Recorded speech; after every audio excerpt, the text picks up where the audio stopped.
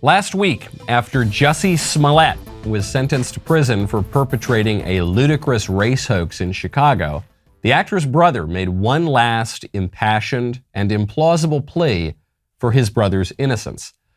There is absolutely no evidence linking Jussie to staging his own hate crime, besides the testimony of two brothers, claimed Jussie Smollett. Now, of course, there was lots of evidence. There was the testimony of the attackers, who were not white racist gay bashers, but in fact Nigerian homosexuals. There were records of Smollett having paid the brothers. There were records of the Nigerian brothers purchasing the tools for the hoax.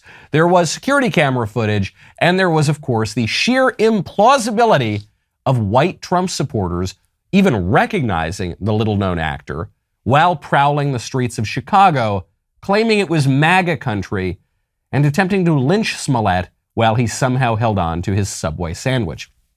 Lots and lots and lots of evidence. And yet, Jussie is having the last laugh now that he has been released from prison after just a few days. And he convinced an appeals court judge to free him by, you guessed it, playing the race card. Smollett's lawyer argued, quote, "There is no room in our court system for politics.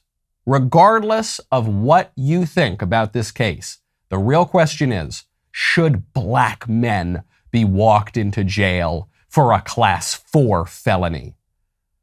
Yes. The answer to that question, of course, is yes. Men of all races should be walked into jail for felonies. But that wasn't the question at all.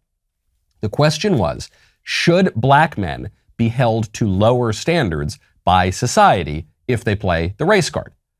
Should we let psychos and criminals off the hook if they can make even the most dubious claims to be victims? In a sane society, in traditional society, in MAGA country, everyone is equal before the law. But in our unjust society, Jussie Smollett goes free, and so does his attacker. So Smollett perpetrates a hoax. He gets caught completely dead to rights. He is sentenced.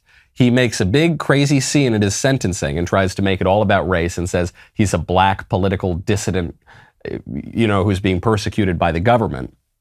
And then his lawyer goes in and plays the race card even more and says black men shouldn't be arrested for felonies. That's his argument. White men, that's fine. Asian men, yeah, throw them in the can. But black men are so super duper special, they need to be held to a much lower standard. And what happens? The judge agrees with him. And the judge lets him off the hook. Race is this magical little thing that you can play that will get you out of anything.